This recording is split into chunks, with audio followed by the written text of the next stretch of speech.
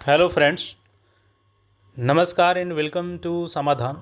साथियों, उम्मीद है कि आप सब अच्छे होंगे और साथ ही साथ आपकी स्टडी भी अच्छे से चल रही होगी।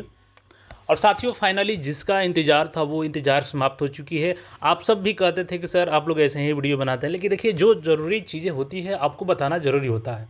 और ये जो भी अपडेट मिलती थी वो एग्जैक्ट यहाँ पे आपको सामने दिखने को मिल चुकी है। जी हाँ, CGL 4 यहाँ पे देखिएगा तो बिहार कर्मचारी चयन आयोग स्नातक स्तरीय पदों पर नियुक्ति हेतु आयोजित की जाने वाली चतुर्थ स्नातक स्तरीय संयुक्त प्रतियोगिता परीक्षा विज्ञापन संख्या 05/2025।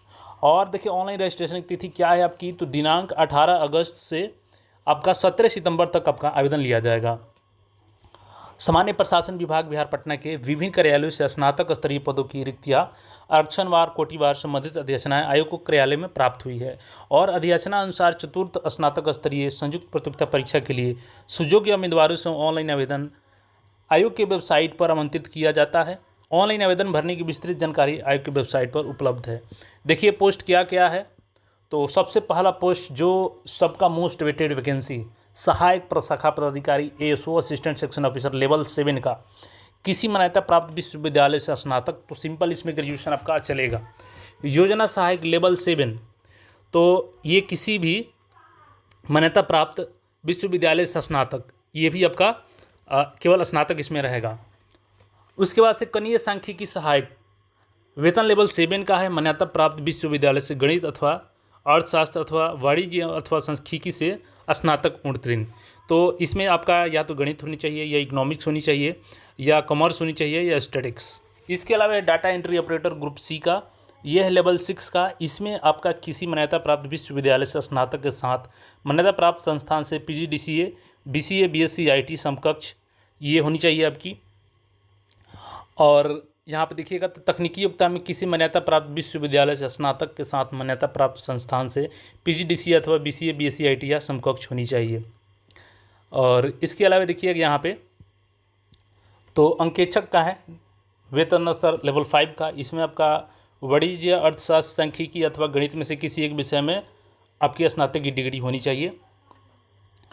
और अंकेक्षक सहयोग समितियाँ सहकारिता विभाग लेवल 5 का, मान्यता प्राप्त विश्वविद्यालय से उत्तीर्ण स्नातक गणित के साथ अथवा वाणिज्य के साथ, इसमें मैथ या कॉमर्स आपका चाहिए।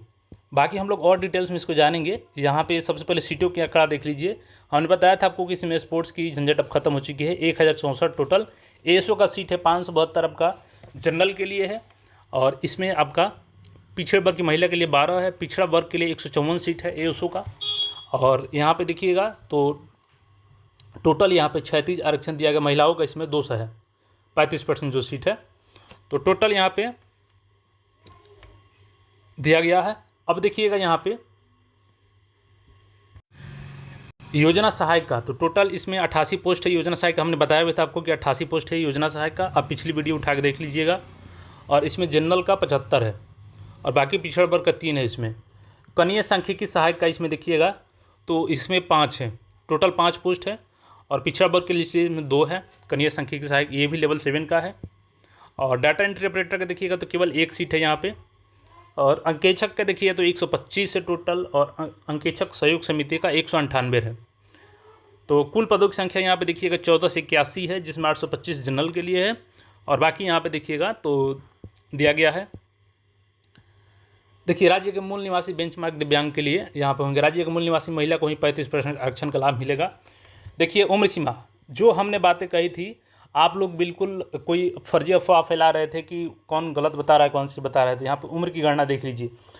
उम्र सीमा की गणना 1/8/2025 के आधार पर की जाएगी, परंतु वैसे अभ्यर्थी जो दिनांक 1/8/2022 को सरकार द्वारा निर्धारित अधिकतम उम्र निर्धारित करते हों एवं तिथि निर्धारित करते हों, शैक्षणिक योग्यता धारित करते हैं, तो वे सभी उम्र सीमा के आधार पर सामान्य प्रशासन विभाग के पत्रांक की संख्या के आलोक में इस परीक्षा के लिए पात्र होंगे। यानी कि जो कट ऑफ आपका रखा गया है मैक्सिमम के लिए वो 0/1/8/2022 रखा गया है, जो कि हमने आपको वीडियो में ऑलरेडी बताया था। तो अब आपको समझ जाना चाहिए कि कौन आपको सही जानकारी दे रहा है और कौन आपको गुमराह कर रहा है। तो यहाँ पे देख लीजिए, पिछड़ा वर्ग के लिए, सामान्य अनरक्षित वर्ग के लिए यहाँ पर 37 वर्ष उम्र सीमा है। पिछड़ा अत्यंत पिछड़ा वर्ग पुरुष महिला दोनों के लिए 40 साल, अनरक्षित वर्ग महिला के लिए 40 साल, अनुसूचित जाति जनजाति पुरुष महिला के लिए 42 साल है। तो यहाँ पे दिया गया है, हमने क्लियर बता दिया कि आपका 1/8/2022 के अनुसार मैक्सिमम एज काउंट किया जाएगा। तो ये पूरी अपडेट्स दी गई है। और ऑब्जेक्टिव एग्ज़ाम चूँकि आपका पहले से पैटर्न आधारित है इसमें, तो हम लोग और डिटेल्स में इसको देखेंगे। बाकी यहाँ पे जो इन्फॉर्मेशन है हमने बता दिया है, और डिटेल्स में इसको आगे हम लोग देख लेंगे। तो फिलहाल के लिए इस वीडियो में इतना, और जिनको लगता है कि हमने सही जानकारी दिया था वो कमेंट करके ज़रूर बताइए, और बाकी अपडेट्स के लिए चैनल को सब्सक्राइब करके जुड़े रहें। मिलते हैं फिर नए अपडेट में। धन्यवाद।